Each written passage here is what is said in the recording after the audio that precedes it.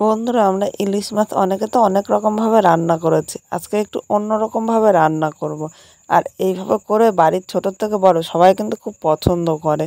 আর খেতেও কিন্তু খুব টেস্টি হয়েছিল। তাহলে কিভাবে করলাম চলো দেখে নেওয়া যাক। খুব সহজে তোমরাও করে নিতে পারবে। আজকের মাছটা কিন্তু খুব ছোট ছিল। অনেকে বলে ছোট মাছ নাকি টেস্ট হয় না, কিন্তু এইভাবে রান্না করে দেবেন, আমি 100% গ্যারান্টি দিয়ে বলতে পারবো মাছটা কিন্তু খেতে দুর্দান্ত লাগবে। প্রথমে এর মধ্যে একটু লবণ নিয়ে নিলাম আর সামান্য একটু হলুদ নিলাম। এর সাথে আমি একটু তেল নিয়েছিলাম। এবার তেল, হলুদ ও লবণটা মাছের সাথে ভালো করে মাখিয়ে নেবো। তেলটা ইচ্ছা করলে তোমরা স্কিপও করতে পারো। এখন মাছটা এক সাইডে রেখে দিলাম।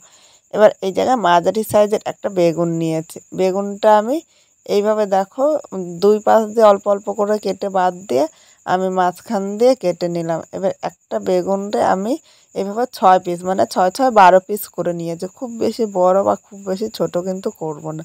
এবার এই বেগুনটা আমি ধুয়ে নেব। বেগুনটা ধুয়ে নিয়েছি। এবার এর মধ্যে একটু হলুদ নিয়ে নিলাম, এর সাথে লবণ নিয়েছি আর সামান্য একটু চিনি নিয়েছি। এবার হলুদ, লবণ ও চিনিটা এইভাবে একসাথে মেখে রাখবো। এভাবে মেখে রাখলে কিন্তু আমার বেগুন ভাজতে তেল বেশি লাগবে না। অনেকে বলে বেগুন ভাজতে নাকি অনেক তেল লাগে। আমার এই ছোট্ট একটা টিপস তোমরা কিন্তু ফলো করতে পারো, দেখবে অল্প তেলেই তোমরা বেগুনটা ভেজে নেবে। এবার বেগুনটা আমি এক পাশে রেখে দিলাম। এখানে আমি কড়াইটা বসিয়ে দিয়েছি। কড়াইয়ের মধ্যে আমি সর্ষের তেল নিয়ে নিয়েছি। এবার তেলটা সামান্য একটু গরম করে নেব। তেলটা গরম হয়ে গিয়েছে। এবার প্রথমে যে বেগুনগুলো মেখে রেখেছিলাম, দেখো বেগুনের থেকে কিন্তু সামান্য একটু জল বেরিয়েছে। এবার বেগুনগুলো এর মধ্যে নিয়ে নিলাম। এখন আমি বেগুনটা একটু তেলের সাথে নেড়েচেড়ে মিশিয়ে নেব। 1 মিনিট নেড়েচেড়ে মিশিয়ে এইভাবে ভেজে নিয়েছি। এখন মিডিয়াম আগুনে কিন্তু বেগুনটা ভাজতে হবে। আমি একটু ঢাকা দিয়ে দেবো, তাহলে দেখবে একদম তেল টানবে না। ঢাকা দিয়ে আরও 2 থেকে 3 মিনিট বেগুনটা আমি ভেজে নেব। এর মধ্যে আমি একটা মশলা তৈরি করে নেব। এখানে একটা মিক্সচারের বাটি নিয়েছি। এর মধ্যে আমি দেখো 2 চামচ সাদা সর্ষে নিয়েছি। আর এর মধ্যে কিছু কালো সর্ষে কিন্তু মেশানো রয়েছে।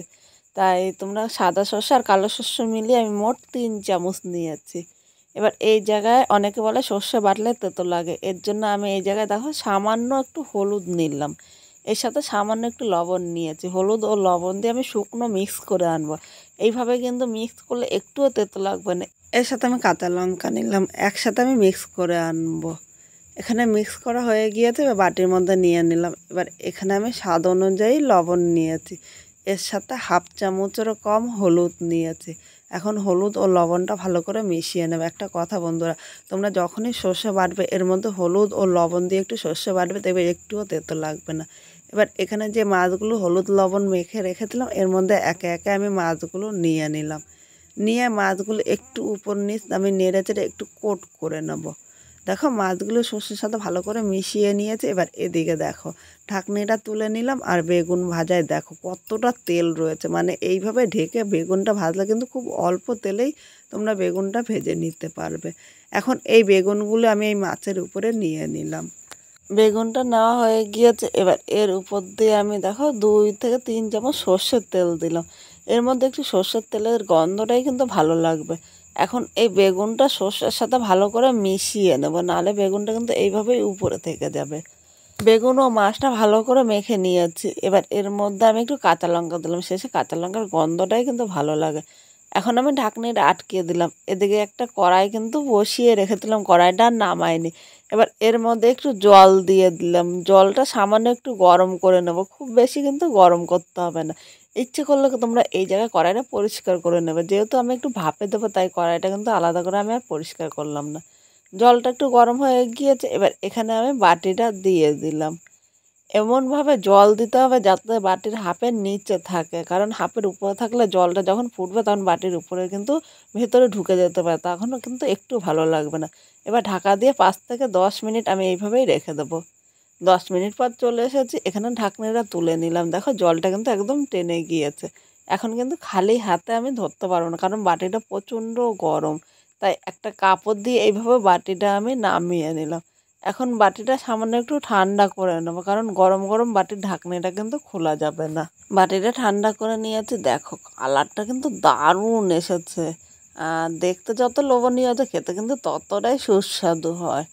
এখানে মাছ আর বেগুন পুরো কিন্তু সেদ্ধ হয়ে গিয়েছে। দেখো মাছটা আমি তুলে দেখাচ্ছি, দেখেই কিন্তু লোভ লাগছে যে ছোট মাছও এত টেস্টি হয়। তোমরা এইভাবে না করলে একবার বুঝতে পারবে না। এইভাবে করে গরম ভাতের সাথে কিন্তু দারুণ লাগবে। তোমাদের একদম সামনের থেকে আমি দেখালাম।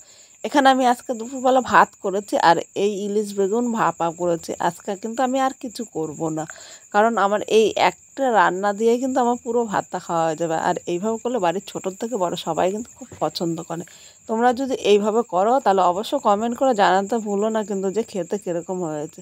নতুন কোনো বন্ধু এই ভিডিওটি দেখতে আসলে ভালো লাগলে একটা লাইক শেয়ার ও কমেন্ট করো, সাবস্ক্রাইব করে পাশে থেকো, যাতে নতুন নতুন ভিডিও আপলোড করলে সবার আগে নোটিফিকেশন আপনার কাছে পৌঁছিয়ে যায়।